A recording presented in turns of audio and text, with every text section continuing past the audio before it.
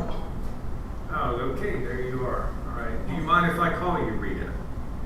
No, sir, I do not mind that. Okay, good. All right, welcome to interview for the city clerk's position with Bel Air Beach. I am Mayor Dave Gaddis, and I'm going to introduce you to the rest of the council, or they're going to introduce themselves as they ask you some questions. But let's start with you. Why don't you please give us a brief introduction and history of your employment? Okay. Again, my name is Rita Brickey. I lived down in the Pinellas County area for about 27 years before my daughter joined the Marine Corps, and I kind of followed her. She's out now, so I'm back in Florida, trying to get back down to Pinellas County. I have extensive knowledge, and I have over 20 years of administrative assistant, executive assistant. I've been a facility manager. Normally when I do start a job, I'm that type that likes to grow within the job. So I started off as a receptionist, moved into admin, moved into a supervisor of facilities, which then brought me to move up as a facility manager and then as a real estate manager. And the same with my previous job. I started off as a trainer and then moved around within HR from the admin to HR director to employee relations, doing backgrounds and benefits to staffing and recruiting. So I'm what we call from cradle to grave. So I've learned everything inside and out, disciplinary notices, proofreading, correspondences, formatting correspondences. But I have a lot of knowledge when it comes to pretty much anything you throw at me with admin. If I don't know it, I will never tell you no. I will never tell you I don't know. I will always say I'll get right on that because I will figure it out. All right, thank you very much. I'm going to call Council Member Shirley. Jody, do you have any questions? Hi, Rita. I'm Jody Shirley.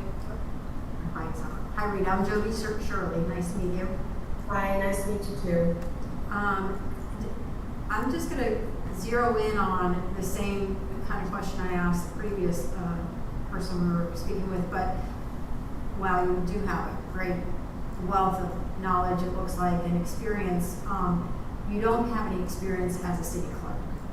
Correct. Have you done any research to find out what that would look like, how to get experience and training to get your clerk certificate? Yes, I have. I do know that you have to get your CMC within the first 3 years. I know that because of the type of person I am, I'm a go-getter. I'm not afraid to learn things. I know that I could do it with my job set skills. I could be able to obtain those CMC certificates within the 3 years, probably even less than 3 years. I am familiar with the city clerk's office. I've worked with them. When I used to do EMS and fire, I was the admin for Craig Hare, the director of EMS. And so every now and then I had to work with some of the municipalities and touch bases with the city clerk.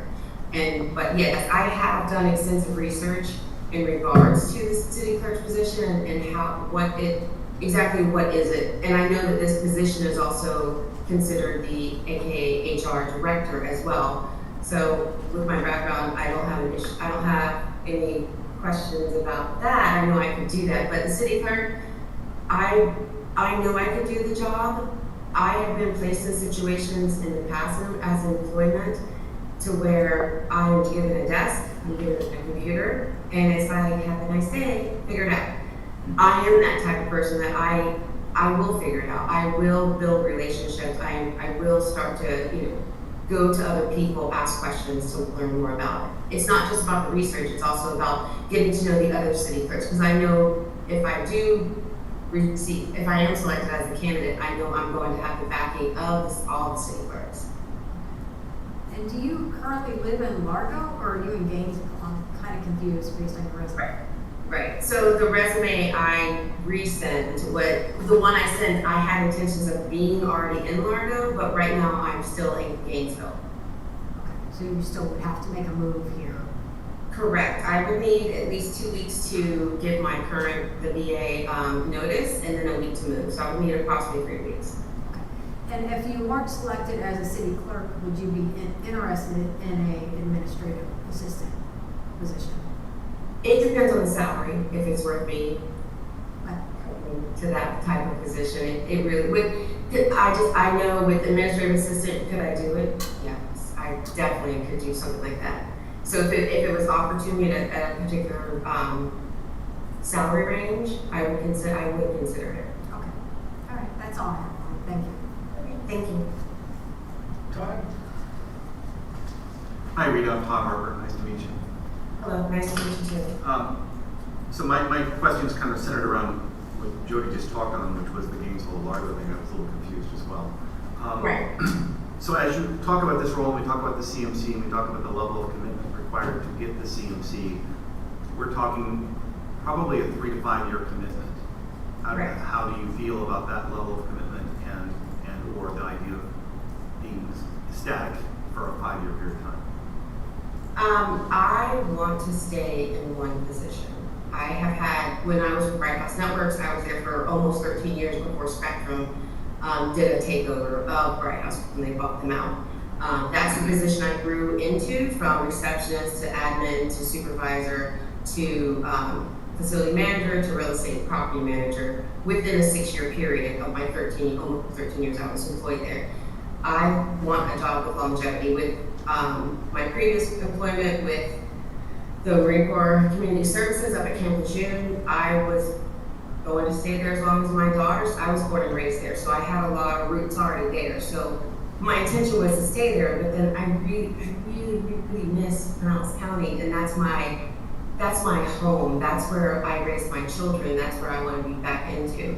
So to be able to get a job that's going to be, long term, that would be a dream come true, to be able to stay in one position and then eventually retire out of it. Do you have any formal education, or is it like School of Hard Knocks, or how? I didn't see it in your resume that there was any education listed, so I just wanted to make sure. School of Hard Knocks, sir. Everything I've learned is life lessons. When people do ask me, do I have a degree? I say yes, and when they say what kind, I have a degree in life. I am very seasoned. I came into admin position before, computers were big and everything was used on the computer. You had a word processor, you had the electronic typewriter. So I've learned everything from ground zero up. And if I don't, like I said, if I don't know something, I'm not afraid to do the research and try to figure it out on my own. I can appreciate somebody that can dig in and get the job done. So Yes. appreciate that. Thank you. Thank you. Anders? Yes, hello. Hello, Anders Willings, how you doing? Good, how are you? Yeah, pretty good. One quick thing, just want to be one clarification on the application for employment. I noticed you wrote, are you legally authorized to work in the U.S.? I'm assuming that's a mistake, that you wrote no. Oh, I think, yes. I think you meant yes, right? I'm just checking. Yes. You are legally authorized to work in the U.S. Yes, I am Assuming- legally authorized to work in the U.S., or the VA would have a problem right now. Right, I figured so. I figured that's the case, right? I do have a top secret clearance as well, too. Right, you also listed a city clerk at the Pinellas Park. Yes, City of Pinellas Park, Jennifer Carfano. Right, have we talked to Jennifer at all, Kyle? I have not talked to her yet. Okay, so what was your time, what did you gather from, I guess, she was somebody you worked with or connected with, or you talked a lot with? What sort of insights did you get from her about being a city clerk?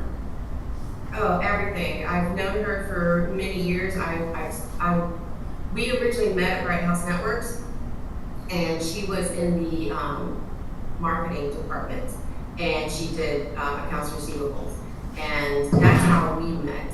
And then we started our friendship from there, and I've seen her grow from her position prior to being the city clerk, and then just jumping over deputy clerk into city clerk position. I mean, that was huge, and we talk a lot about it. She's filled me in on a lot of things over the years that she has been the city clerk, and it's always been interesting to me. Okay, so you see that and you kind of got a flavor of what she was doing, and Yes. that seems interesting to you. Yes, it does. Okay. It really does. All right. Maybe having done that, maybe are there some key Like, what do you think are some, like, maybe top 5 things you need to do as a city clerk? As a city clerk, I feel from what I researched on my own, as well as watching and listening to Jen go through everything she's gone through. It's, high with the budget, it's high with the elections, it's high with, record requests, with the, when citizens do make requests for public record. But she also manages a different, bigger staff than obviously this one is. Because I know the city clerk at this position has no one reporting to them. So she has records management under her, as well as her deputy clerk and the other, I can't think of what her title is. It's the one under, it's the assistant. That's fine. But yes, it's my understanding. I mean, it is a very important role. I know that the city manager and the city clerk kind of go hand in hand with each other. I know the city clerk runs all the agenda meetings. They have to type up the agenda.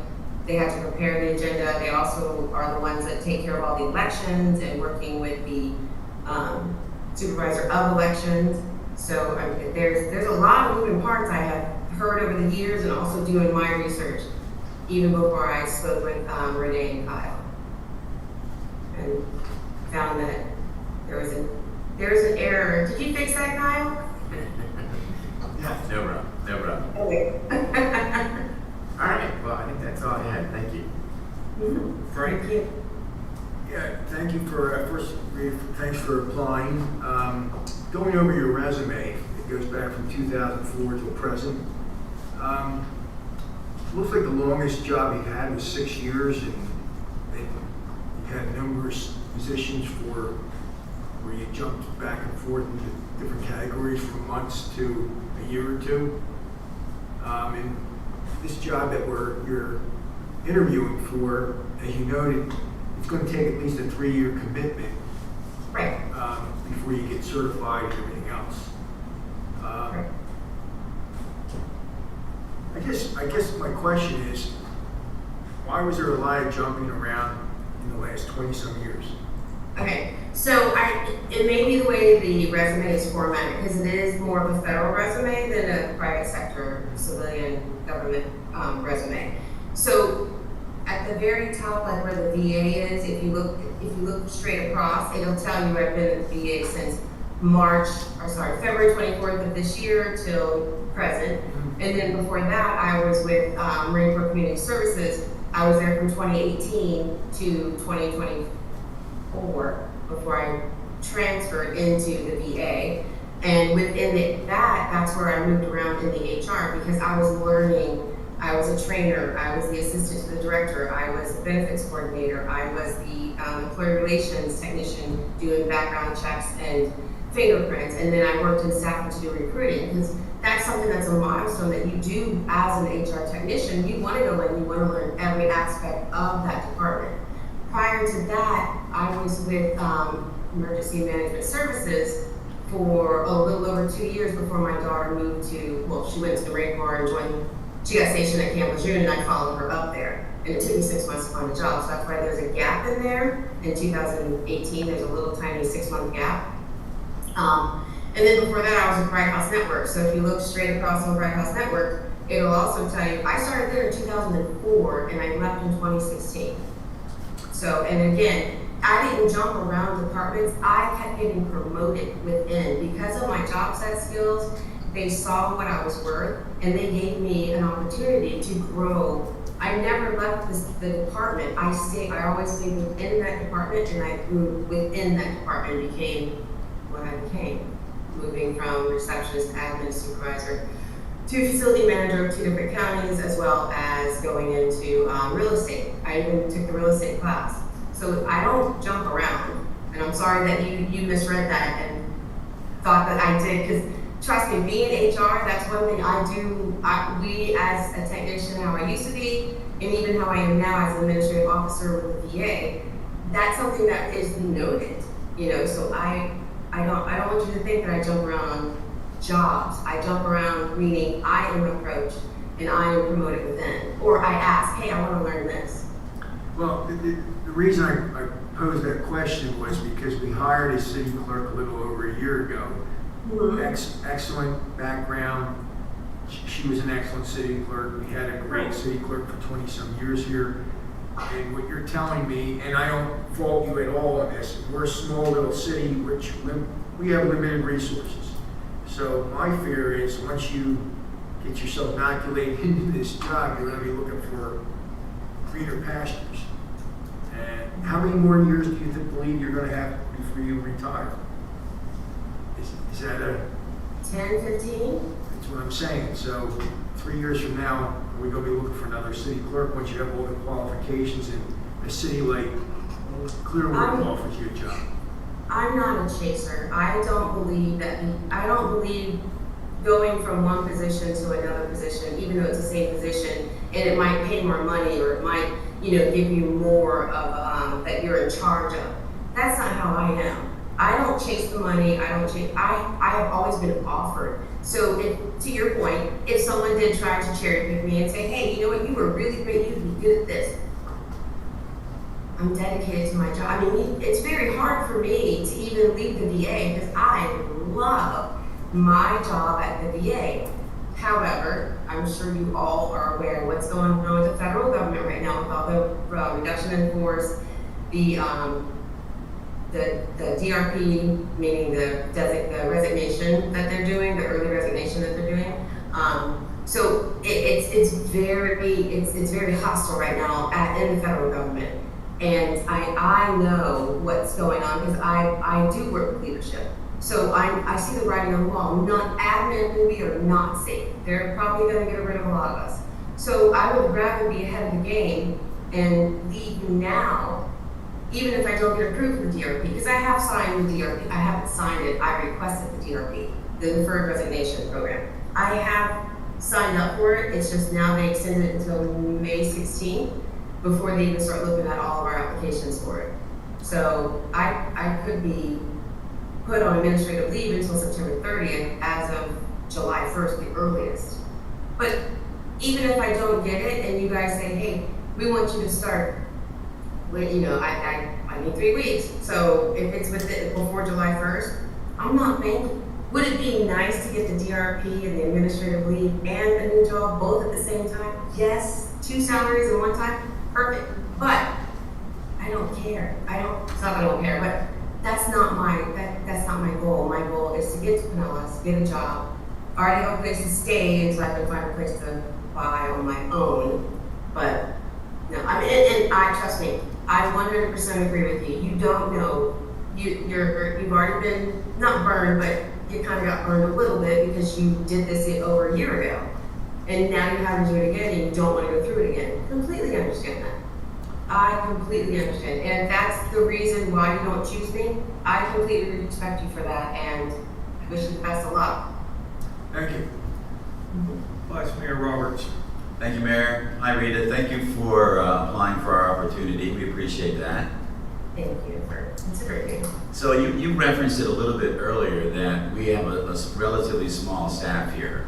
Because of that, the people that are working here, oftentimes they wear, probably most of the time, they wear multiple hats based on needs and requirements and things that are going on. Have you had any positions like that in the past where you weren't just focused on one job description and you had to handle different balls in the air? And if so, what do you think are your strengths that allow you to do that? So, just about every single solitary job I have held, I've always been looked at as wearing different hats. So we'll just give the example. So this is for all jobs I've ever had in the past 20 years. Perfect example is where I'm at currently now. I had no knowledge of what the VA geriatric extended care program, home-based primary care when I first started there, did. So for me to come in and be able to learn that, one, on my own, and then two, they don't look at me just as when I was the admin, now the administrative officer, they come to me for IT, they come to me for knowing the rules and regulations of campus property, they come to me for what's the regulations for OSHA when you have, there's a distance between the cubes, I think it's like 32 or 36 inches, that you have to in the event of emergency, they have to leave. I have worn always different hats. I'm either the IT person, I'm the subject matter expert on correspondences and formatting, I'm the subject matter expert on anything dealing with Microsoft Office, I'm the subject matter expert. And how did I become that? I learned. I've learned everything. Like I said, if I don't know it, I'm going to learn it.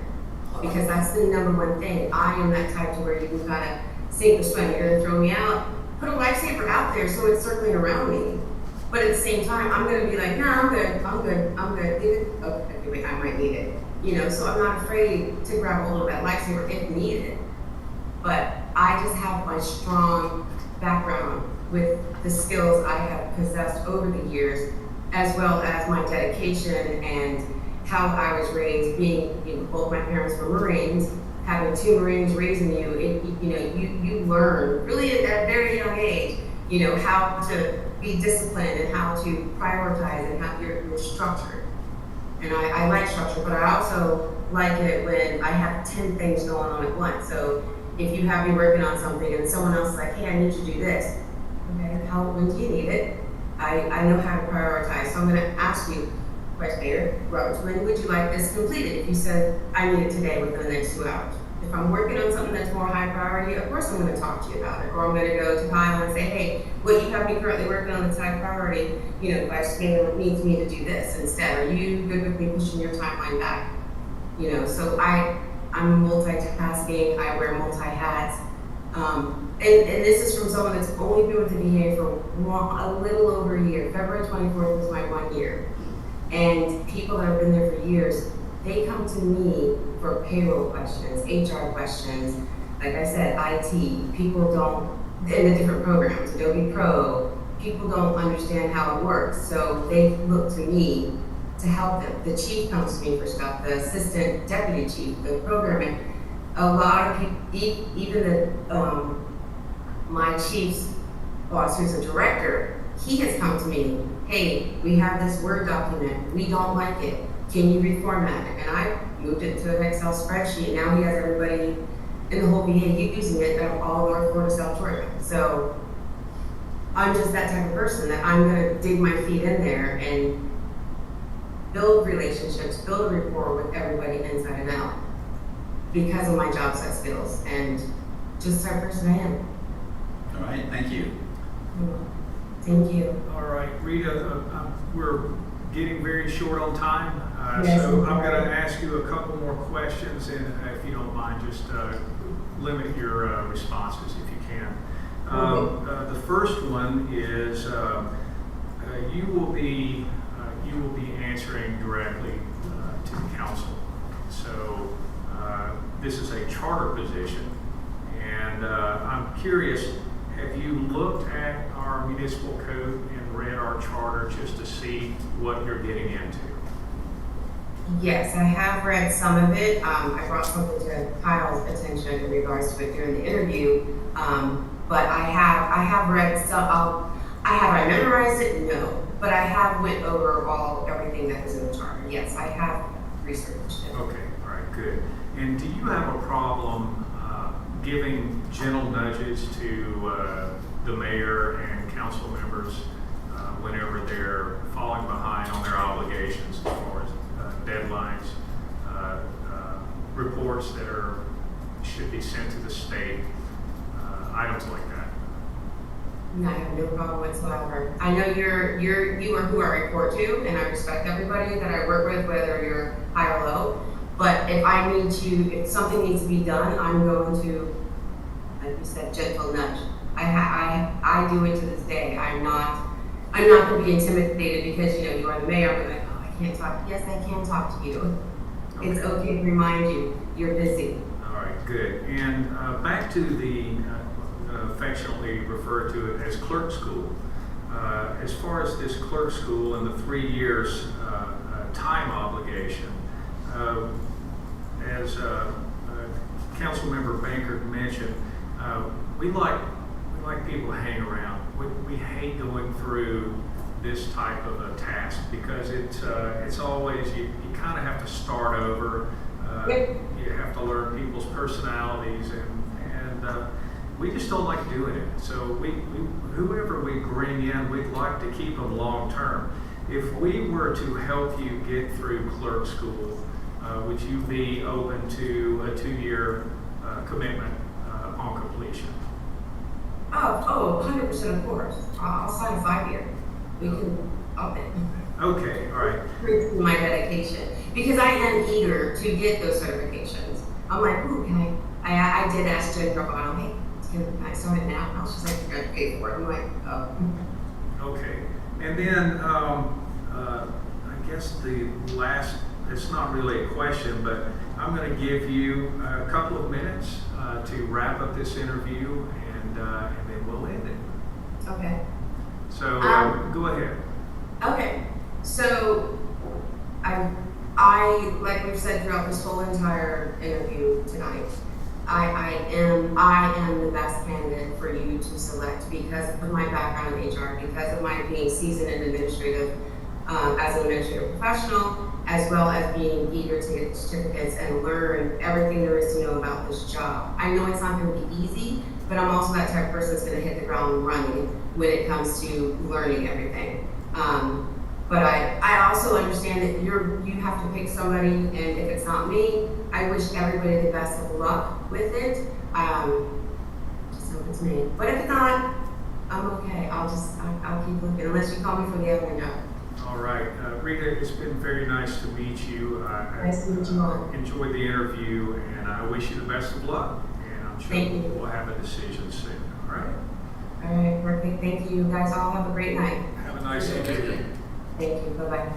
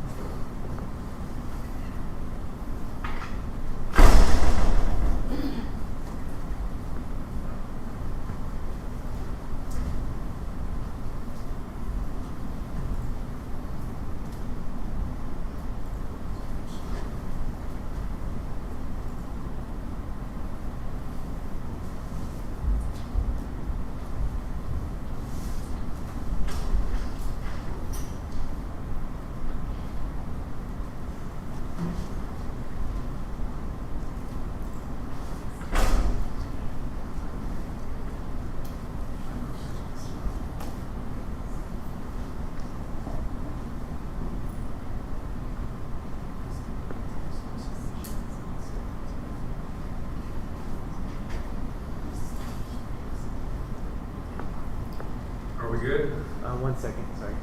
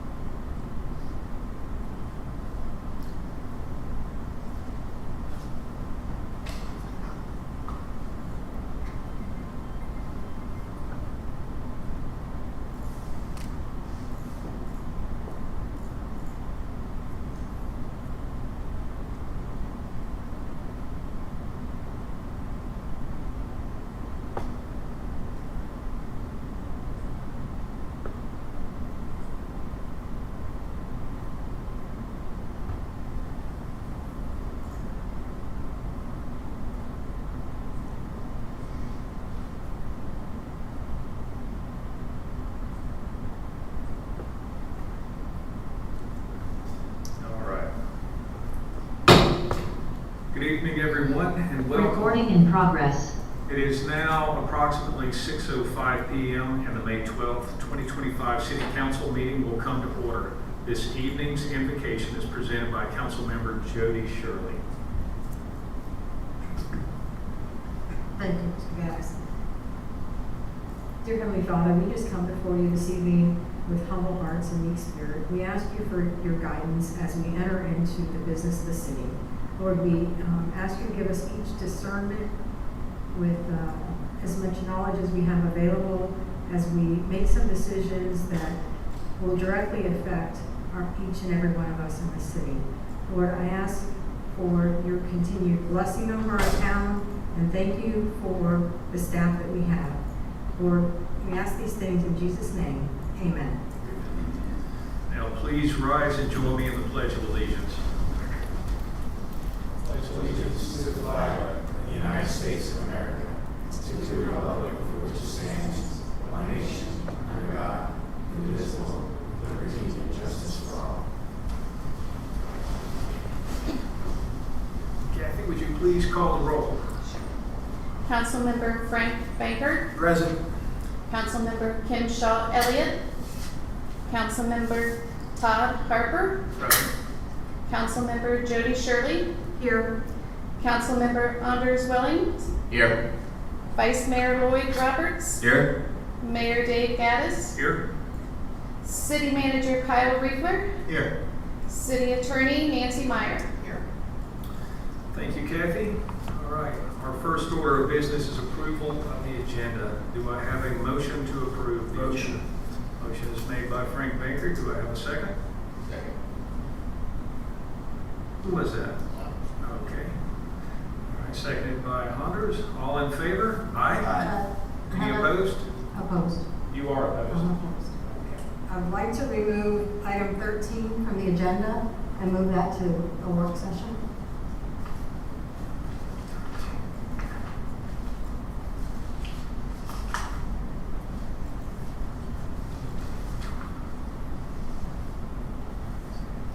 Question, can we do that now, or can we wait till we get to 13 and then maybe a motion? It has to be addressed on the agenda. Yeah, but we already approved the agenda. No one, not everyone voted on it. Well, You have to have a conversation about the agenda. If anyone opposes it. no, it's, I That's not the way it's ever been done in the past. I think like 1-1. What's that? I thought the vote was 5-1. That's, I heard 5 yeas and 1 nay is what I heard. Nancy, if you want to modify the agenda, how does that get done? It would be by motion, which looks like at this point you wouldn't have an agreement because everyone else approved it. But you also could still have a conversation about why you want to change it and then have a vote again. Yes, Explain yeah, why we you could have do that. conversation, And then, you know, to make it clear. Can we open for discussion? Council, you okay with that? All right. Okay, so the reason it was brought to my attention, there's, on page 3, item B, We are not referencing our code, but giving the code enforcement officer pure discretion. I have an issue with this because we're not enforcing our code as it is. And secondly, it's just giving the code enforcement officer discretion to do as he pleases. And I think no matter what, our code should just be followed. I understand everyone went through some bad times with the hurricane, but it's time to clean up our city. Councilmember Shirley, is it possible that we could amend this ordinance because it's still it will be the first reading whenever we get to it? Or would you be open to that? Absolutely, yeah. Okay, all right. So that's my recommendation is let's go ahead and move forward. We'll leave this item on the agenda. Whenever we get to item 13, please make a motion to amend if you know what needs to be changed, and then we'll let the council decide whether they agree or not. Is that fair enough? Yep. All right, great. All right, so the agenda is approved. And now we are on to citizen comments. If any citizen would like to address the council about a topic not already on the agenda, please raise your hand and wait to be called on. We ask that you limit your time to no more than 3 minutes, and remember to direct all questions and comments to the council. If any council members would like to respond to the citizens' comments, please hold your responses until we reach council comments at the end of the meeting. Would anyone like to speak? Yes, sir. Please come up to the podium, give us your name and address, and Hi, my name's Mark McIntyre. My address is 3040 Hibiscus Drive West. I haven't been to one of these in quite a while because we've been busy recovering like most everybody else here, but I just wanted to stop by both of us and say what a great job we feel that the council, the city, Kyle, your staff, it's refreshing, especially when you start talking to people in other beach communities, what they're going through. And I just wanted to say to everybody, I think y'all have done a great job. It's probably late in coming, but you come up here, you take care of all the business. I know you all have your own issues to deal with, just like all the rest of us, but and your time, your effort, and the result, especially, and what your team has done out there and accomplished has been incredible. So hats off to y'all. Thank you very, very much. thank you very much. Thank you, Mr. McIntyre. Would anyone else like to speak? All right, citizen comments are now closed. Next, we have a presentation from the Pinellas County Sheriff's Office, beginning with the monthly law enforcement report.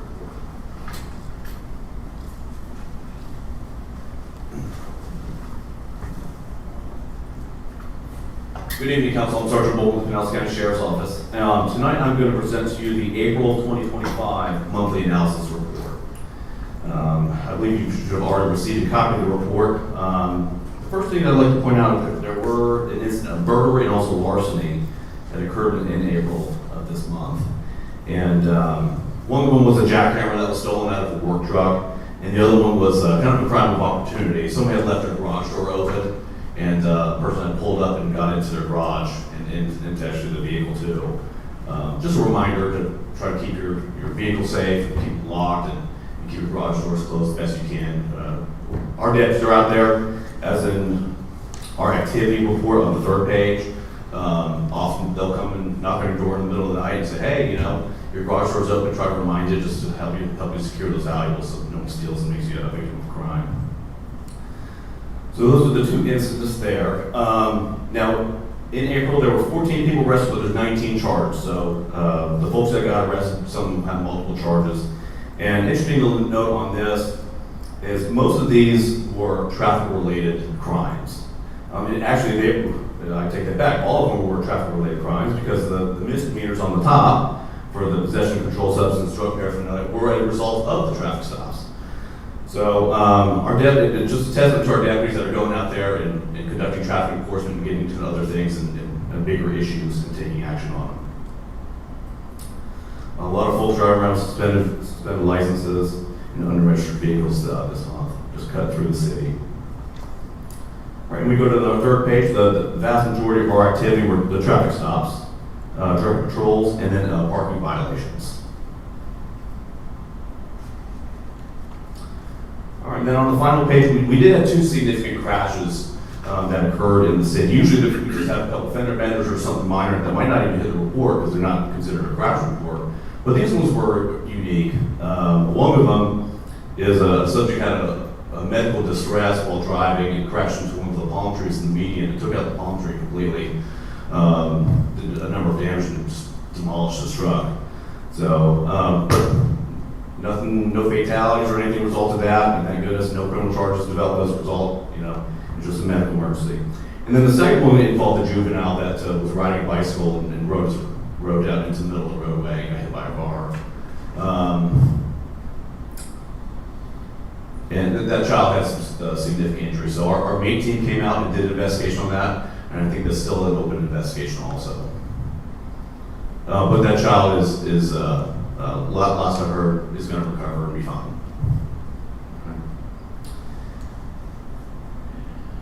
And then 200 citations and warnings were issued in the city of Bel Air Beach.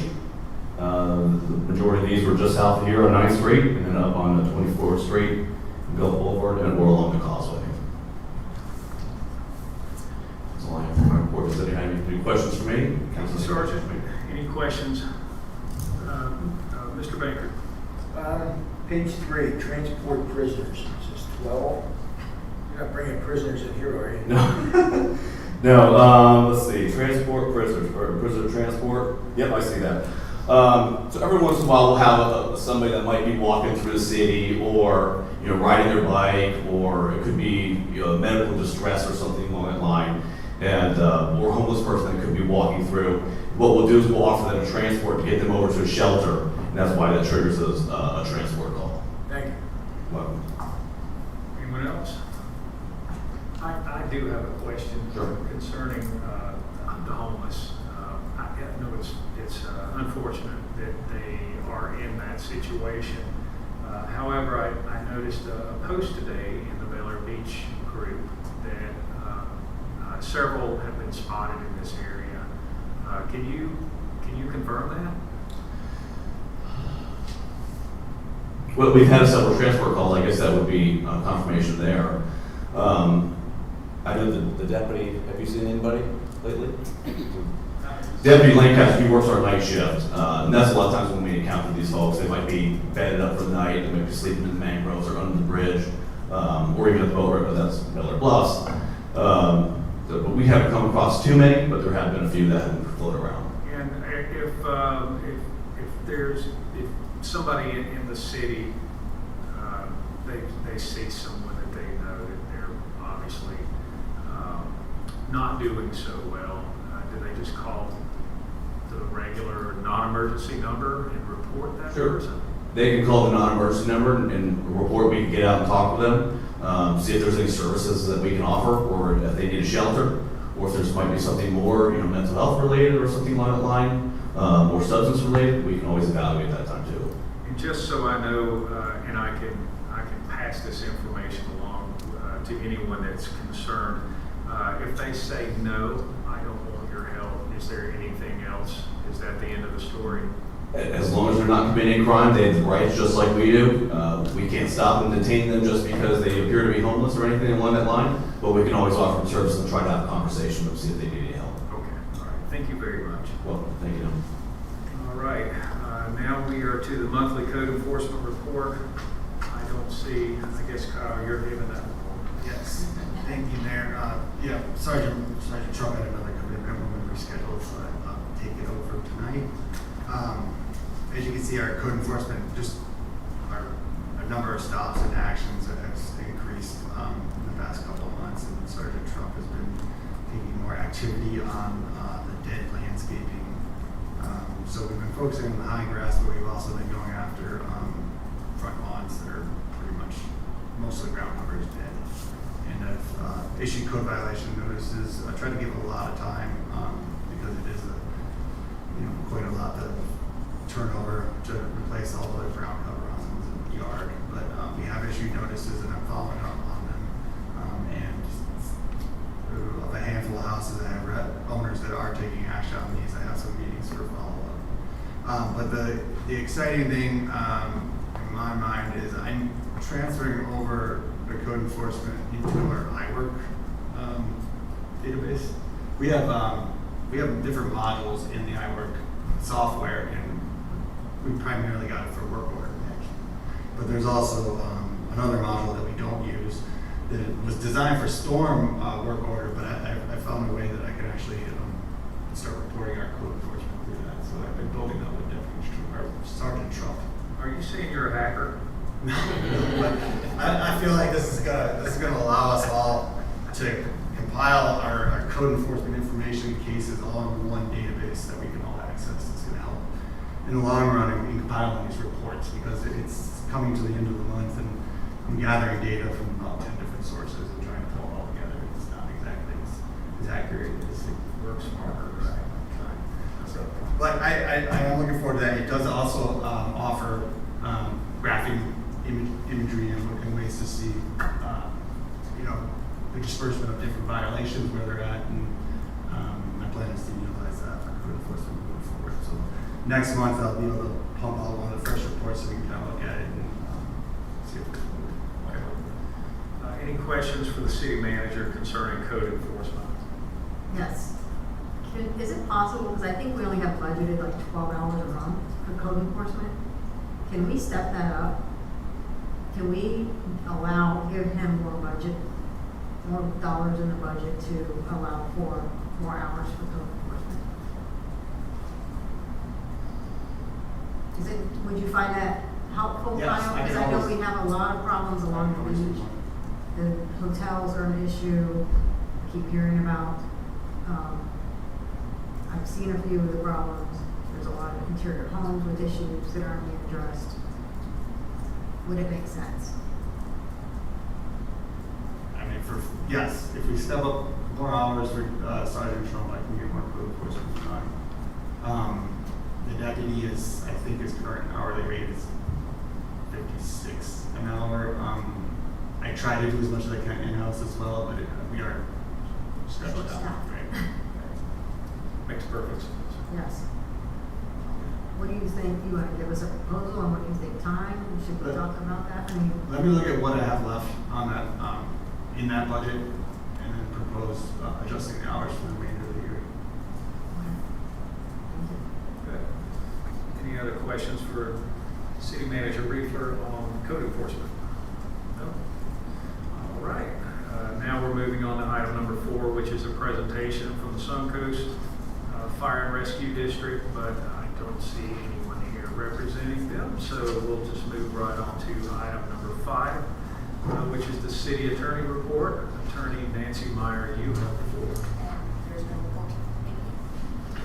Thank you. You know, you promised us a 27-page PowerPoint And I will talk to Jennifer presentation, tomorrow, I promise. So next one will be 57 pages. especially with all the terrible legislation that was going on. But, all right. Any questions for the interim city attorney? No? All right, now we're on to item number 6, which is the city manager report. Mr. Riefler. Thank you, Mayor. Let's see, back to my report. Okay, so update on our hurricane recovery. Again, I went out and I've been posting the doors of houses I have not heard anything from. I do not have a mailing address that's different than the actual site address. I've gotten about half the responses from posting. I can just continue to follow up and update my tracking list as far as getting these substantially damaged structures reevaluated, or finding what their ultimate recovery, and whether they're going to, demolish or apply for a grant or whatever they're pursuing. I'm trying to get a follow up so that I can have that recorded. We have hurricane season starting up the 1st of June. I expect that we're still going to be dealing with a lot of these properties throughout this hurricane season, but we have to be mindful of, another season of possible threats, and the very same thing could happen again. The staff is preparing for the sandbagging station. and, you know, we're going around securing everything and you know, prepping our facilities and just making sure that we're ready for the upcoming season. Let's see. Oh, I want to mention that this week I have the rest of the sod to go down at 6th Street. We were supposed to do it all on the 3rd, which was that Saturday, but we were short of about 5 pallets. So Wednesday morning, I believe, I didn't get a confirmation. I'm gonna be there early because I got to talk. So we should be all done in getting the beach access sod installed in those parks. And I'd just like to thank all the volunteers over 2 separate Saturdays. Each Saturday we're at about between 15 and 20 volunteers for the city. And we threw it very fast. So it was an excellent project. It worked out well. We saved about half the cost. Okay.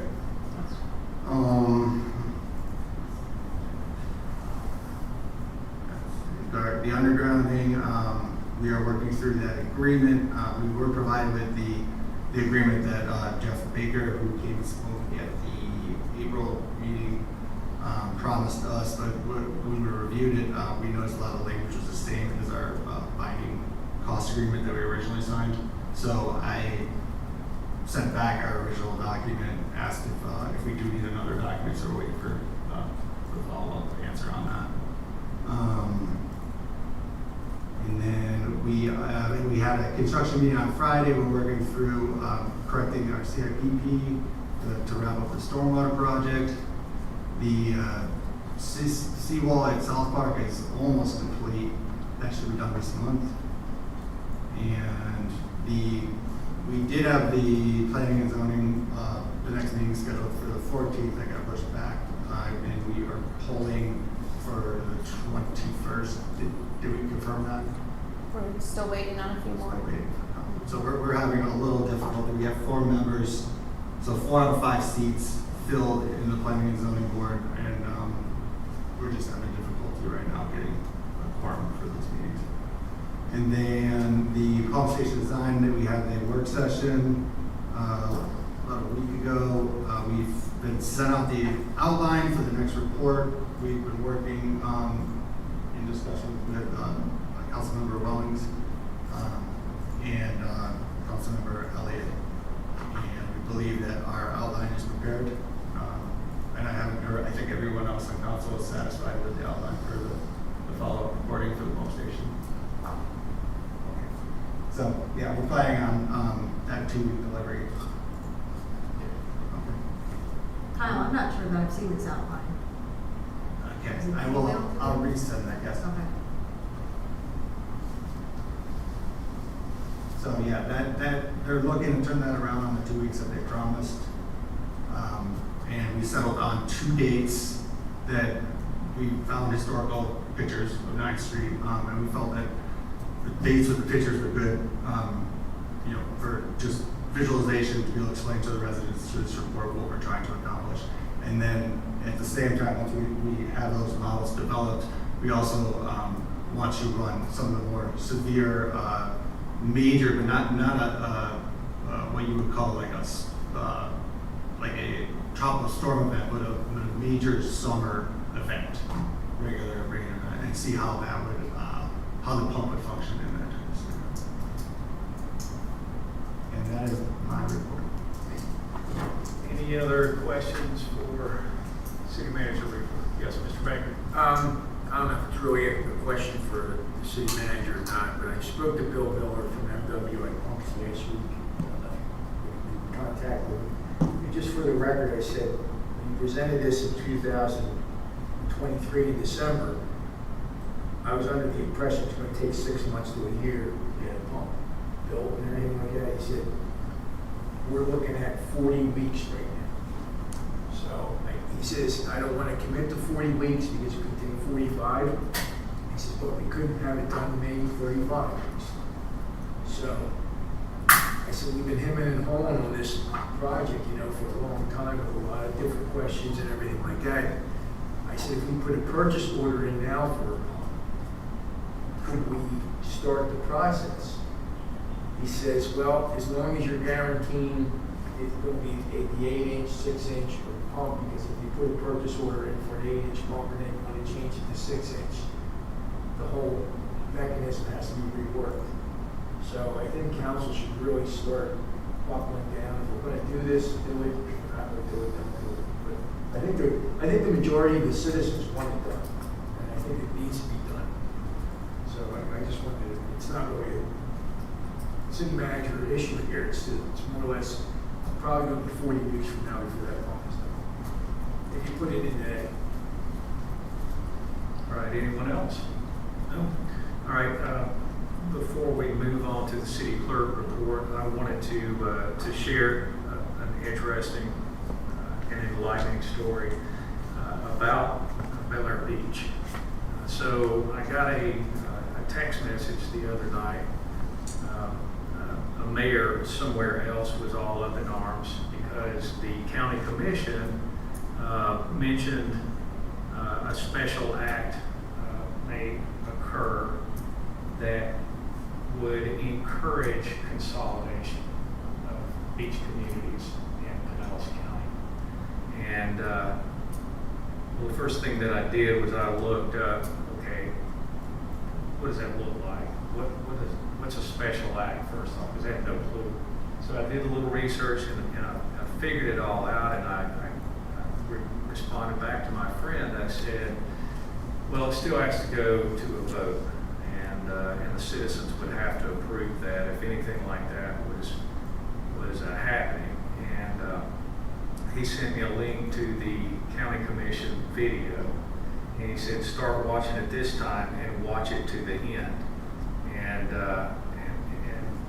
he even went as far as saying the state can create and the state can dissolve, but I don't think that that's really the case with the Florida Constitution. Correct me if I'm wrong, but I don't think that they can do that without us voting to approve it. It would be whatever community was absorbing us, and we would have to also vote to approve that. And I've told several people, including county commissioners, that we would never, ever do that, because for the majority of the people in Bel Air Beach, we love where we live, we like the way things are, and we don't want to be like anyone else. This place is very special.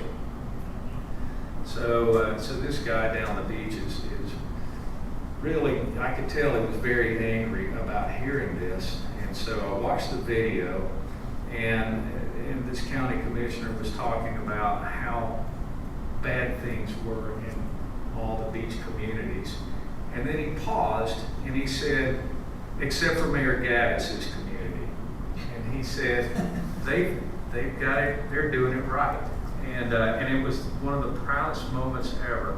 Not because they called my name out, but because we're not experiencing all the infighting. That everyone's pretty much eating their own after the storms. It's still going on. We've got a great city manager who took charge and made things happen. And we've got a great staff who will do anything to help the residents here. So I'd like to applaud you, city manager, for it's rare that you hear somebody from the county bragging on Bel Air Beach, but I'm going to tell you right now, that was a really nice thing. And I did send a text message to that guy and thanked him for publicly acknowledging that we were doing things the right way. So that was really cool. All right, now we are on to the city clerk report. Kathy, you have the floor. I have nothing to report besides what's in the report right now. So. All right. Any questions or comments for Kathy? No? All right. Now we will move on to the consent agenda, items number 8 and 9. This is for approval of the April 7th, 2025 City Council meeting minutes and the April 28th, 2025 City Council work session minutes. Do I have a motion to approve? Motion to approve as written and presented. Motion is made by Frank Baker. Do I have a second? Second.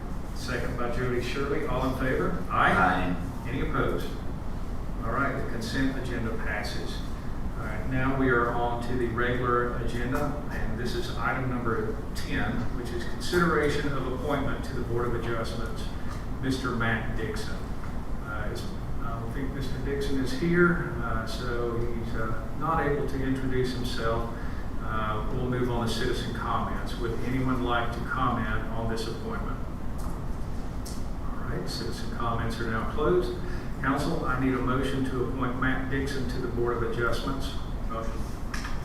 Motion is made by Todd Harper. Do I have a second? Second. A second by Anders. All right. Mr. Harper, you have the floor. Mr. Dixon is very well qualified for the position, and this is an alternate position of one of 2 openings. So the idea of filling the positions and making sure that we are well staffed, I'm all for. So I would vote for a motion to approve Mr. Dixon. Thank you, Mr. Harper. Would anyone else like to comment? Just, was he here last week? He was here, I thought. Okay. All right. Just, Yes, sir. this guy is more than qualified. I would like him on the board, but I always remember that one time when the person couldn't attend the meeting and we lost the person on the Yeah, outside. I understand. So This is for an alternate? I understand that, but you know, we really ought to really consider these people when they volunteer, whether they're here or not. Like we just said, he was here last week, ready to go. And the other guy it was our fault, the last time. Yep, I understand. Okay. All right, in that case, Kathy, would you please call the roll? Sure. Councilmember Frank Bankert. Yes. Councilmember Todd Harper. Yes. Councilmember Jody Shirley. Aye. Councilmember Anders Wellings. Aye. Vice Mayor Lloyd Roberts. Yes? Mayor Dave Gaddis. Yes. All right, so it's unanimous, and if you see Mr. Dixon, congratulate him and thank him for serving our city. All right, now we are on to item number 11. This is for consideration of reappointment to Planning and Zoning Board, Mr. Doug Prescott. Mr. Prescott is not here either, so would any citizen like to comment on his appointment? No. All right, citizen comments are now closed. Council, I need a motion to appoint Doug Prescott to the Planning and Zoning Board. Motion. Motion is made by Frank Banker. Do I have a second? Second. Second by Vice Mayor Roberts. Mr. Banker, you have the floor. No comment, he's well qualified and serves. Any other comments? No? All right. In that case, Kathy, would you please call the roll? Councilmember Frank Bankert. Yes. Councilmember Todd Harper. Yes. Councilmember Jody Shirley. Aye. Councilmember Anders Wellings. Yes. Vice Mayor Lloyd Roberts. Yes? Mayor Dave Gaddis. Yes. Congratulations to Mr. Prescott, and if you see him, thank him for serving our city. All right, now we are on to consideration of authorizing the mayor and city manager to execute an agreement with Trastevino LLP for city attorney services. Before we do that, let's go to citizens for comments. Any citizens like to speak? All right, citizen comments are now closed. Council, I need a motion to authorize for city attorney services. Motion. Motion made by Todd Harper. Do I have a second? Second. Second by Jody Shirley. Ms. Harper, you have the floor. I think we've had extensive experience with Trask as the law firm for the city, and I think that they've well represented us well, and they've been very well versed in catching the nuances of the law and the code and helping us to rewrite the codes and manage the city effectively. So I think they were very well qualified, and I would approve this. Thank you, Mr. Harper. Any other comments? No? All right, I'm just going to do this with a voice vote. All in favor? Aye. Aye. Any opposed? All right. Motion passes, and it's 3 more years with Trastevino LLP. We appreciate your services.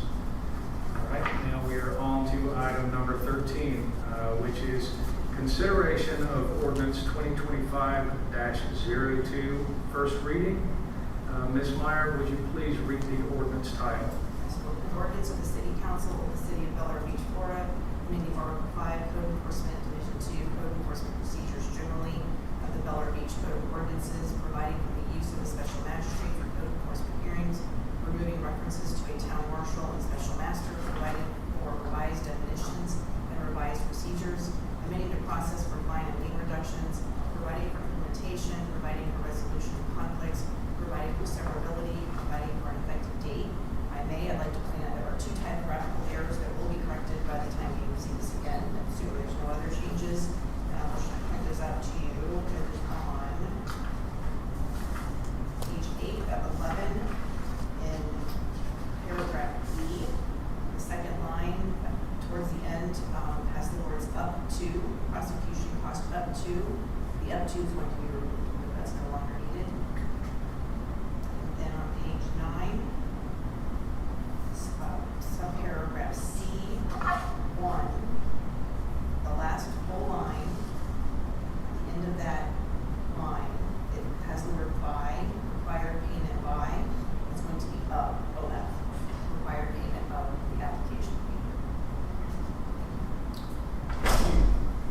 All right. Let's go to the citizens for comments on this. Would anyone like to speak on this topic? All right, citizen comments are now closed. Council, I need a motion to approve ordinance 2025-02. I would like to motion with an amendment. All right, motion to amend. That's made by Jody Shirley. Do we have a second? Second. Second by Frank Maynard. What do you have, Jody? I think that, as I said, on page 3, item B, the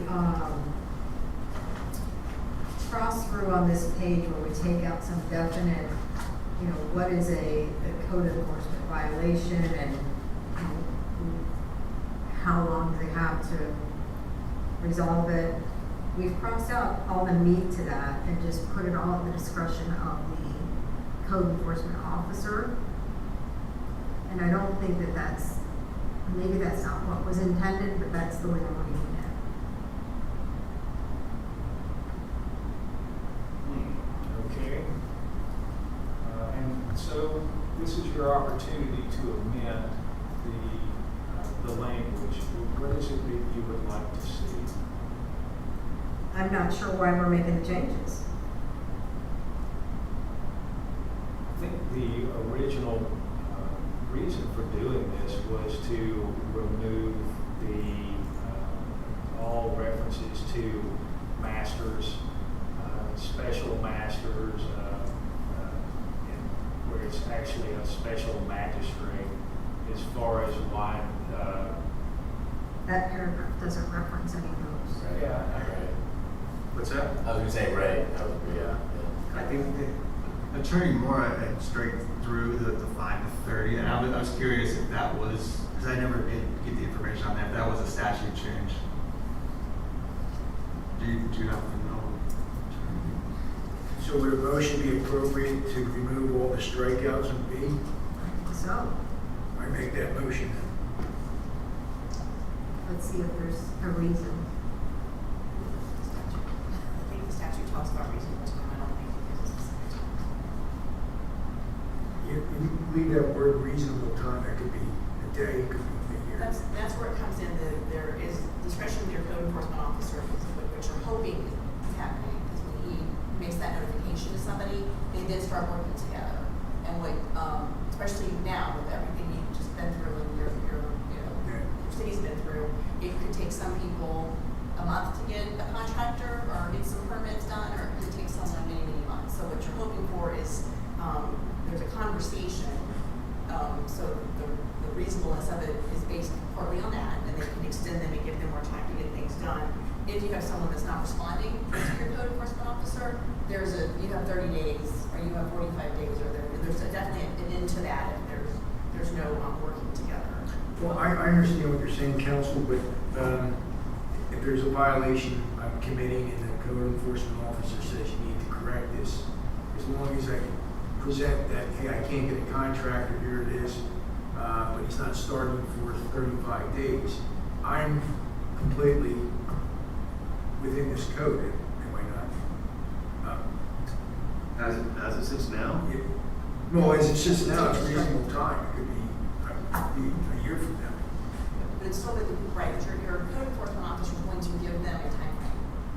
It's gonna be on him to give the time frame. That's when you have your in the discretion, that very first line that talks about your code enforcement officer's discretion. It's his or her determination whether the code's been violated, and then there'll be, when they give that violation, there will be a response date. There'll be some time frame, and I apologize, I don't know your code enforcement process and what that normally would be. There'll definitely be a time frame. They're not gonna give them a. Yeah, what I'm saying is, you give me, the code enforcement officer says, Frank, you have 5 days to correct this. I take it to court and say it's not reasonable. Well, and then it says not less than 5 and not more than 30, so that's a reasonable time period where by the end of 30, you can say, I engage a contract. They won't be here for another 15 days, but here's a copy of my contract, and, you're communicating with the code enforcement officer. I think what's happening is a lot of this is people are violated and nothing, there's not a follow-up, there's just this discretion of, we've had hard times and we're trying to get through them, which I appreciate that, but it is time to start going, okay, let's stick to our code. You should in 30 days be able to tell us what your plan is. And if you can't, then there's a violation and you've got, you may have to meet in front of the magistrate, whatever it takes to get it solved, but something's got to be solved. I think there's kind of a dichotomy here because we know that there are some people that cannot get their repairs done in 30 days. But we also notice in here that says not only within 30 days, but to correct the violation, not to begin to correct the violation. So that's a very finite window that I think is unreasonable, especially after the storm damage we came through. But I think we need to come up with a middle ground here that says there is flexibility, but there is also a finite. So as an example, if the code enforcement officer engages, it goes on his code enforcement report. So therefore, it's now a reported code violation, and it is being monitored and managed in the code enforcement reports to the council. Is that Yes. Is that a fair statement? The original is going to be the first notice, which is typically the courtesy notice or the 5-day. But something that's sitting on the code enforcement report is not going to age out. It's going to sit there, and suddenly, when it's 200 days old, people are going to ask questions of why this is still there, and then there's an opportunity for a reasonable time frame explanation of code, vendor, permit, whatever that might be. But I tend to feel this is more reasonable to the individual citizen and to code enforcement based on the variability of the circumstances than to have something as concrete and finite as this is in the current code. So as a recap, how we're functioning now is Sergeant Trump. He goes out and when he sees a violation, he starts with those 5-day door hangers, the courtesy. Sometimes I do if I'm aware of a violation, but I don't have time to go out and I know someone's email, but I'll notify through email, listen, we saw this violation. From there, you get like the 5 days, and then depending on the conversation, sometimes that courtesy notice, as soon as you get the attention of the resident, they're already correcting it. That's all you need, just to even contact them. Then others, you don't hear anything, and then when you're aware that they've gotten this notice, then I move forward to like a code violation notice, and at that point I'm setting the time limit within that letter, and I've always used the code as the guideline, and I don't know where the 5 to 30 came from, but that was always my timetable that I stuck to because it was in the code, and worked with that. So if I something that's going to take some time, we talked about grass, keep the max 30 days. I have one coming up. I just heard from a resident, but I've scheduled a meeting to go meet with the landscaper and that resident at the property because the 30 days has come up, but I'm not jumping on scheduling a hearing because I feel that we can accomplish this correction through a meeting. But if I don't feel like that after that meeting, then I will schedule a hearing. But that's typically how we do it. The Florida statute doesn't give a specific time frame. It does talk about code inspector shall notify the violator and give him or her a reasonable time to correct the violation. Should the violation continue beyond the time specified for the correction, code inspector shall notify an enforcement order or interface a special magistrate. I believe that's who you use. That would be the process that he uses explaining to even though this, the not less than 5 days and maximum 30 days may no longer be in the code, you can still decide to use that time frame. This doesn't take that away from you. You're just giving someone the note. Same process. You want the same process. You want to give them notice and time to cure, and then let them know what that time frame is. And then if they don't follow that, then like you said, you can follow up and give them the actual violation. So did this come from our code review, or is this the attorney's suggestion? So it was always in the code, well, at least since I started, and then when we did the review, it got a strike through.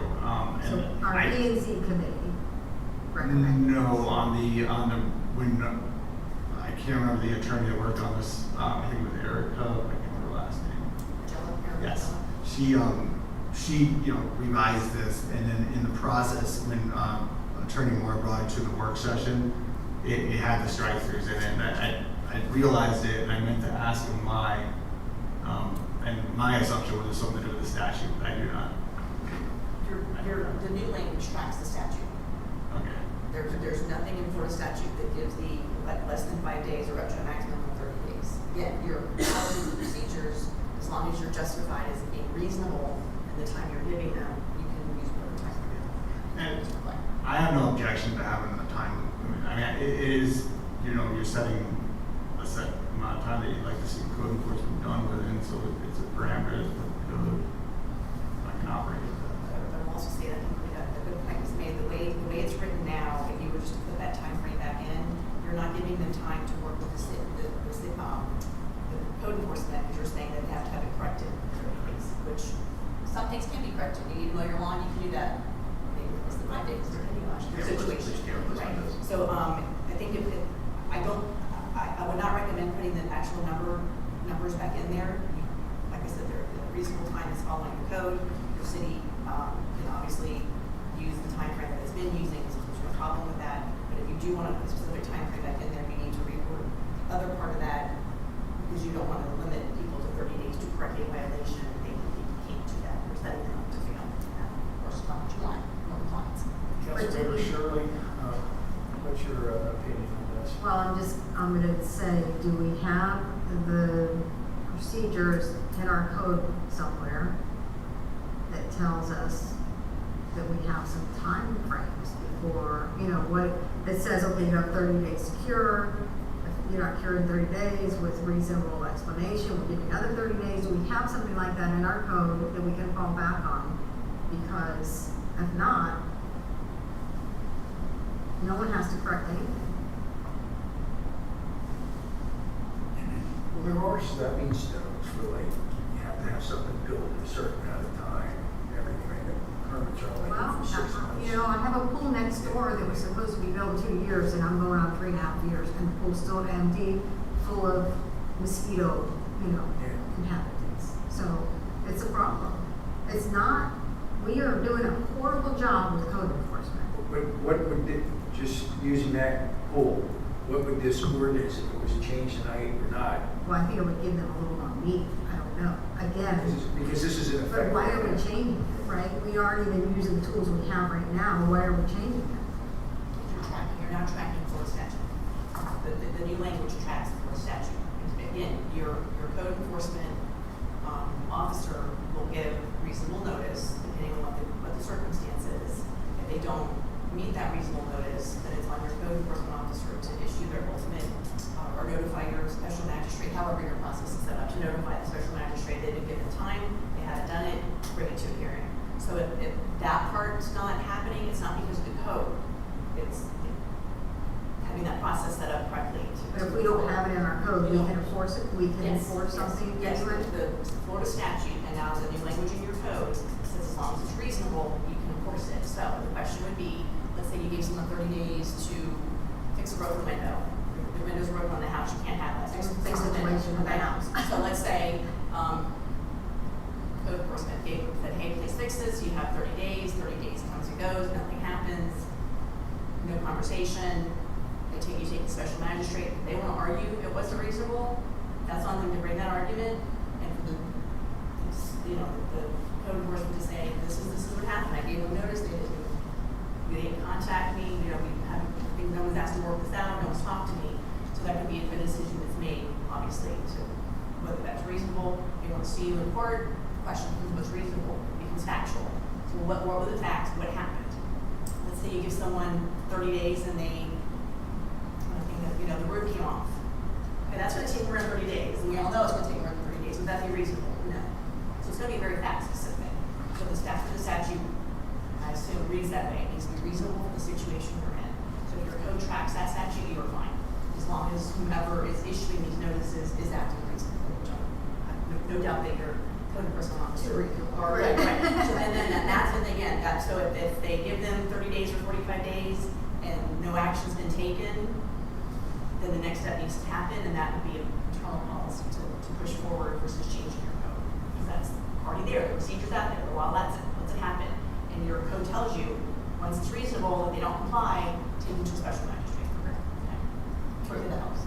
So my question is, do you want to amend the language, or would you like to retract your amendment? I will retract my amendment based on legal advice. Okay.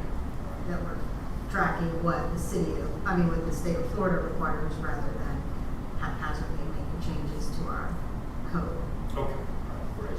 So I will go back to the original motion. I need a motion to approve this ordinance.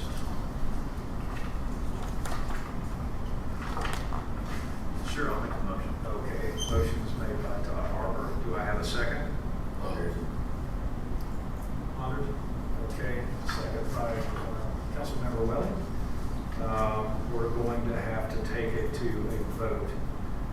Before we do that, would anyone else like to comment on this ordinance? No? All right.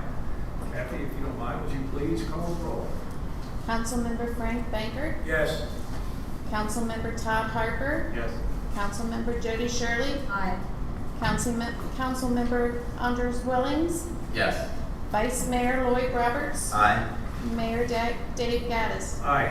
And so the ordinance passes first reading unanimously, and we will vote on it again next month. All right, now we are on to item number 14. This is for authorization to provide a 1-month credit to each slip renter who was affected by the recent extended power loss at the marina. City Manager Riefler, you have the floor. Thank you, Mayor.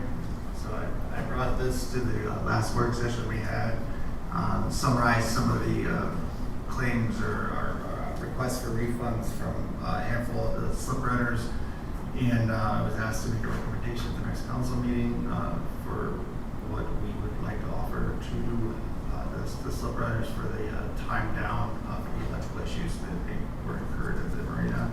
And I feel in looking at the 18 renters and the boats they have, all different slip sizes and boats and situations, that I think the best course of action was to do a straight 1 month credit, regardless if you have a lift, if you have a sailboat, because we don't know everybody's specific situation of what they had to go through with the hurricane, but we know everyone had to go through it. So my recommendation would be 1 month credit for each slip, and I summed up what that would total, and it comes to $5,740. So it's a pretty significant credit for the city to give back, but I think that it's something that we can do to help compensate for the problems that occurred at the marina. Thank you, Mr. Riefler. Before we go to the council, would anyone like to speak on this topic? All right, citizen comments are closed again.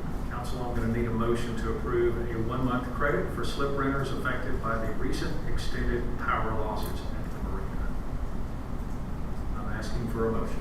Motion. Motion made by Frank Bankert. Do I have a second? Second. Second by Vice Mayor Roberts. Mr. Bankert, you have the floor. I think the proposal is more than reasonable, and I think we should vote on it. Thank you, Mr. Bankert. Do we have any other comments? Yes, Mr. Roberts. The last meeting we had at a workshop, it was, I think, a couple, Kyle, that had designated they thought they were without use for 2 months. So how do we think that's going to work out? So the time that the power was down was just short of 2 months. I believe, I can't remember if I did have a request for 2 months. We had one that was like several months, the other was quite different. In my opinion, that I feel like we're making an attempt to offer a credit back to each slip runner. It may not be the full credit, but the 1 month is good. I think we can. I want to say, I think Kyle's being very generous. My opinion is they shouldn't get any credit back. Being a boat owner and having my own dock, there was a lot of damage that I had to absorb, and that's just part of it. You know, that's part of the consequences of the event, right? Yeah. And for the city to have to absorb that, or the other residents who don't use those docks to absorb it, I think is not right. But I'll support Kyle on whatever he decides to do. Thank you, Jody. I hate that we have to do this, just because anybody that actually has their own boat lift, they went through this very same thing. They had to rip out everything and start over. I think that the city manager is being very, very generous by doing this, and I will vote for this, provided that in a future work session, we discuss what our level of commitment is on these, the pedestals, the power, everything, because there's so many variables whenever the slip renter owns electrical hardware that's sitting out in the water. There's wiring coming in, it's going over that pedestal, and these are things that we don't have any control over. So it could very well be that somebody's lift may have caused some of the damage. I just don't know. But what I think is that going forward, this should be use at your own risk. And if Mother Nature does, God forbid, what she did to us last year, I don't think we should be responsible for that damage. Yes, we'll get it fixed, but I don't think that we should be paying people for an inconvenience. So that's my 2 cents on it. Do you have a comment like that? I feel that in this circumstance, the city is a landlord, and the city has a role and a responsibility to provide the accommodations that were rented. And I think that at the same time that the renter should have, there's a level of accommodation working with a landlord-renter situation. So I think that if I paid rent in and did not get the service I paid for, then I think we have some obligation to offer some level of relief. Well, the boat lift is not part of that obligation. We do not own those lifts. In fact, many of them have been passed on from owner to owner, and we don't really know what condition they're in. So there's so many variables that put us at risk if we're going to assume all responsibility for a malfunction. So I would say that if we are to assume all responsibility, then there should be a level of standard within the boat lifts that we are stepping into. We know what we're walking into. At the same time, that we are affording that opportunity to the owners to make the right decisions as well. I don't have a problem with the idea of giving the owners some relief, because no matter whether it was $240 or $510, whatever the monthly fee is, they still wrote that check to the city for the use of that space, whether we bought the lift or they bought it. And that money was used to help repair the damage. So, And their boat didn't have to be removed. Their boat was still safe in that slip. Now, they may not have been able to move it up and down or whatever, but they could have put a generator out there. Maybe the lifts didn't even work. Maybe it was their GFI that blew the system. Who knows? I agree with all. I agree with all the statements, and I think to the mayor's point, I think we should have some level of standards or procedures moving forward. But in this circumstance, we did not, and I think we have some obligation to do it. and I think what the city manager is offering is more than fair, considering the circumstances. Any other comments on this topic, Mr. Banker? Well, you almost have me wanting to pull my motion, because this wasn't really discussed that much at the work session when we were discussing this. And I went home, I was thinking, well, we're gonna get relief, maybe we should get relief to everyone that couldn't use trash pickup, you know, and still can't use trash pickup. You know, that's not their fault, I mean, and they can't get it in their house. So, Ms. Shirley, you really got me, Sorry, I wasn't excited. No, I mean, I feel bad because like Mr. Harper said, you know, we're like, we are the landlord, but we aren't the landlord because it's their lift. And I agree with you, you could have brought one of those little 1,000-watt generators that would probably did, I don't know how many amps a lift requires, probably less than 5. Mr. Roberts? I was just gonna ask that, so the lift may have been operational. We just weren't able to provide them with power. Maybe. Right. That's a situation. Possibly. Yeah. So I could see that person saying, you know, I don't have any control over the power coming to the lift. That's part of the city's. But then the lift may not work either. Correct. Could be. Yeah. Could be. But if I know my lift work if I have power, but I don't have power. So I appreciate the fact that you're going to give me an answer right now because it really wasn't on me, but it could have been on me because maybe my lift got destroyed. But there is different variables. I do this. All right, if we discuss this enough, can we take a vote on it? All in favor? Aye. Aye. Any opposed? All right, Mr. Reefler, you're authorized to proceed. Thank you. All right, now we are on to item number 15. This is authorization to order a survey of Bay Shore Boulevard. City Manager Reefler. Okay, thank you, Mayor. This is down at Bay Shore Boulevard, over by Morgan Drive. And the survey, the initial order of the survey was because I mentioned earlier, we have a large span, could be about 70, 80 feet of curb that's holding water. It's sunk over time, and it's an area that's gradually gotten worse. The city has tried to remedy it in economical ways by drilling, some holes to help the water weep through the curb and drain out of there. It was working for a little to buy the city some more time, but with the development of a house on that vacant lot that was there, it's produced more water and created a worse situation where it's actually filling the curb and flooding out into the street. So again, the situation's gotten worse out there, so that's the reason for ordering this survey. When we priced out the cost of a section of Bay Shore versus the whole boulevard, it made sense to do the whole thing. So we got two proposals. One was significantly more. Southeastern Surveying and Mapping, of course, they're a good surveying company, but they're typically do a larger job, so they were a higher price. So George A. Shimp and Associates, second, that's a, if you haven't heard of them in this area, it's a very well-known surveying company, and they've provided a proposal to do all Bay Shore Boulevard for $8,000, and my recommendation is that we execute a purchase order to have this done. Thank you, Mr. Reefler. All right, citizens, last opportunity because this is the last agenda item. You can speak on. Would anyone like to speak on this topic? All right, citizen comments are now closed. Council, I need a motion to authorize this survey. Motion.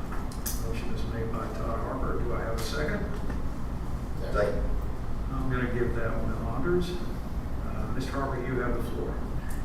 Speaks for itself, the motion as presented. Other comments? No? All right, all in favor? Aye. Aye. Any opposed? All right, Mr. Reefler, you are authorized to proceed. Thank you, Mayor. All right, now we are on to unfinished business. Do we have any unfinished business? All right, now we're on to item 17, which is council comments. We're going to start with Councilmember Welling. I have no comments. You're good at that. Councilmember Shirley. Just, thanks everyone who has attended the meeting, thank the two girls who applied for the open position. Hopefully we can move that forward and make some decisions quickly. And thank you to all our staff members for everything they're doing. I just hope that we could focus more on code enforcement and getting our neighborhoods back to normal. And I would love more than anything to see our community cleaned up again. That's it. Thank you. Mr. Arbor? I think that your comment earlier about the Pinellas County Commission meeting and the comment about calling out Bel Air Beach was well-founded. I speak to lots of neighbors and residents in other cities around the area. You still sometimes feel like you're driving to a war zone in certain areas. So I can only speak the highest praise that the unit that we call City of Bel Air Beach works very well and has a good reputation, and I thank everybody for that. All right, let's see, now we're on to Councilmember Banker. I'm going to go on what you were speaking about at the sheriff's presentation tonight on people, I don't want to say loitering, but on residents of the area, sitting or possibly sleeping on our benches. And I brought this up last year. It was right after that horrible attempted rape incident in Indian Rocks Beach.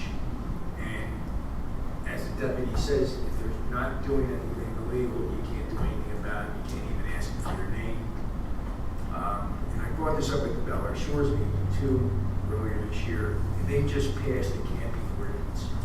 Now, we were going to look at a camping ordinance late last year, but we got hit with the storm, so everything else got put on the back burner. But I really believe we should address that in an upcoming work session. That's all. Thank you, Mr. Baker. Vice Mayor Roberts. Thank you, Mr. Mayor. Yeah, I don't think we can say this enough regarding the, I remember when Kyle came to the workshop and was talking about the sod jobs that were needed to be done at our different parking areas. And we were talking about different avenues to pursue funding or do budget transfers. And somehow we came to be that, well, let's go ahead and ask for help from our citizens. And it doesn't surprise me. I mean, the number that we heard immediately was like 23, 24. We started with 19th Street. And I think a lot of kudos to the citizens of our city because I don't even know how we put information out there, but they responded so quickly and so many people to get it done. And it saved the city money. I can't remember the exact numbers, but it wasn't a few dollars. It was fairly significant. And I think people had fun. We still got a little bit to do. I did not get to participate. Both weekends I had something going on out of town. But when is the next? Wednesday morning at 8. Wednesday morning at 8. And we're at 6th Street? 6th Street. Okay. But again, kudos to the citizens for stepping up and saying, hey, we'd like to do this. It's going to make the city look better. I'm guessing they probably had a good time. The people participating, yeah. And it was done quickly. Like, 49 minutes behind. yeah, that was amazing. Yeah, so pretty cool stuff. I don't want to interfere with it, but the kudos really goes out to the fire department. And Yes. our deputies, they Yes. all were out there Yes. helping them. Very nice, very nice. All right. Anything else, Mr. Roberts? Okay. I kind of said what I wanted to say earlier whenever I was interrupting the city manager. So that being said, do I have a motion to adjourn? Motion. Frank Baker, do I have a second? Second. Second, Jody Shirley, all in favor? Aye. Any opposed? I didn't think so. All right, good night, everyone.